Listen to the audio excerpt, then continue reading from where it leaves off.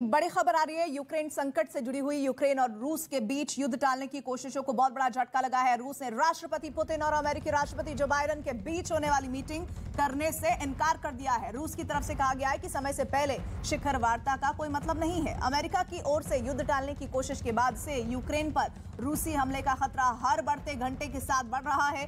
दुनिया पर महायुद्ध का संकट मंडरा रहा है। जैसे ही खबर आई थी कि पुतिन और बाइडेन मुलाकात के लिए तैयार हो गए हैं, पूरी दुनिया की नजर इस मुलाकात पर टिक गई थी। लेकिन अब इस बैठक के टलने के बाद एक बार फिर खतरा बढ़ गया है।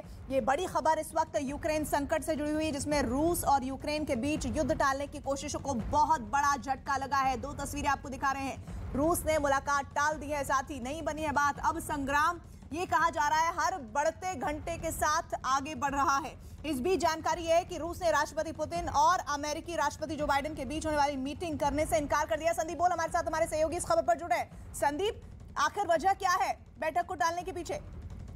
देखिए, अभी फिलहाल वजह नहीं बताई जा रही है। रूस की तरफ से उन्होंने कहा कि बहुत प्रीमेच्योर है, क्योंकि जिस तरीके की स्थितियां अभी बनी हुई है उससे किसी भी तरीके की ऐसी बैठक जो है वो अभी बहुत प्रीमेच्योर है। और रूस ने अभी कोई इस तरीके का कोई प्लान जो है वो नहीं बनाया। इसीलिए जो फ्रांस की तरफ से मीडिएट किया जा रहा था और एक दोनों देशों के राष्ट्रपति के बीच बातचीत की बात कही जा रही थी, वो जो है फिलहाल रूस की तरफ से साफ कर दिया गया है कि ये बहुत प्रीमेच्योर है।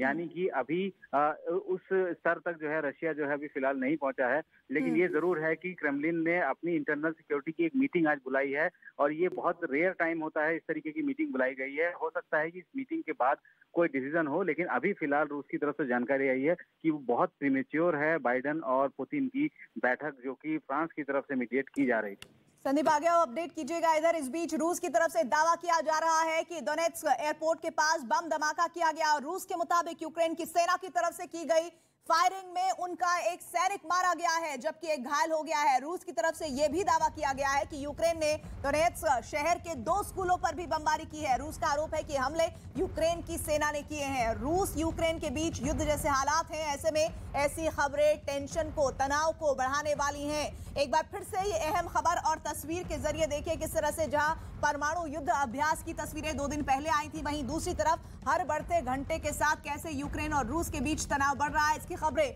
लगातार आ रही हैं। वैसे अमेरिका लगातार दावा कर रहा है कि रूस फॉल्स फ्लैग ऑपरेशन के तहत इस युद्ध का आगाज करने वाला है। अब आपको बताते हैं कि फॉल्स फ्लैग ऑपरेशन क्या है। फॉल्स फ्लैग ऑपरेशन एक ऐसी सैन्य कार्रवाई होती है जहां एक जो देश है वो छिपकर जानबूझकर स्वयं की संपत्ति, इंसानी जान को नुकसान पहुंचाता है, जबकि दुनिया के सामने वो ये बताता है कि उसके दुश्मन देश ने ऐसा किया है और इसकी आड़ में ऐसा करने वाला देश अपने शत्रु देश पर हमला कर देता है। इस रणनीति के जरिए युद्ध शुरू करने का दोष अपने प्रतिद्वंदी देश पर डाल दिया जाता है और फिर जवाबी कार्रवाई के नाम पर युद्ध का ऐलान किया जाता है। फॉल्स फ्लैग रणनीति का इस्तेमाल कई युद्धों में किया जाता रहा है। इतिहास पर नजर डालें तो कई ऐसे मौके आए हैं जहां पर फॉल्स फ्लैग रणनीति के जरिए किसी दूसरे देश पर हमला किया गया।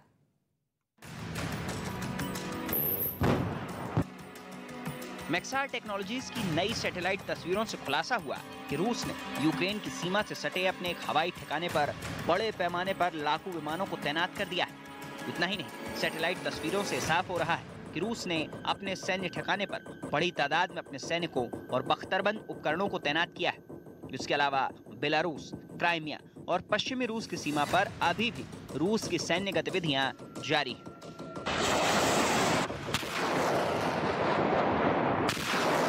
रूस की इन तैयारियों को देखकर ही शायद अमेरिका का कहना है कि रूस कभी भी यूक्रेन पर हमला कर सकता है, और रूस का मकसद यूक्रेन के साथ तनाव कम करना नहीं बल्कि यूक्रेन पर कब्जा करने का है। अमेरिकी राष्ट्रपति जो बाइडेन ने भी रूस पर झूठ बोलने और दुनिया को गुमराह करने का आरोप लगाया है। राष्ट्रपति जो बाइडेन ने एक बार फिर इस बात को दोहराया कि रूस आने वाले दिनों में यूक्रेन पर हमला करने वाला है और उसने जंग की तैयारी पूरी कर ली है। We have reason to believe the Russian forces are planning to and intend to attack Ukraine in the coming week, in the coming days. We believe that they will target Ukraine's capital, Kyiv, a city of 2.8 million innocent people. We're calling out Russia's plans loudly and repeatedly, not because we want a conflict, but because we're doing everything in our power to remove any reason that Russia may give to justify invading Ukraine and prevent them from moving. राष्ट्रपति Biden ने एक बार फिर रूस को चेतावनी देते हुए कहा कि अभी भी वक्त है और पुतिन बातचीत की टेबल पर आकर इस विवाद का हल निकालें।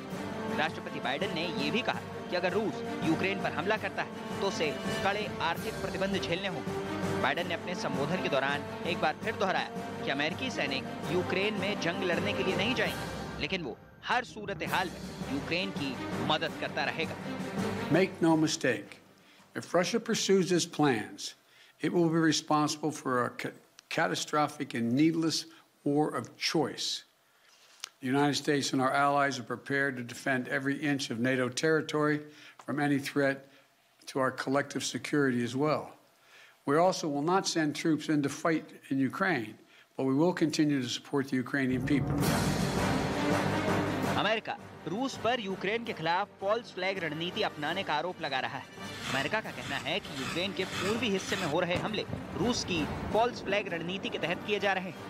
फॉल्स फ्लैग का मतलब होता है कि कोई देश पहले अपने हिस्से में सुनियोजित हमला करे और फिर इसका उपयोग दूसरे देश पर मढ़कर उस पर जवाबी कार्रवाई करे।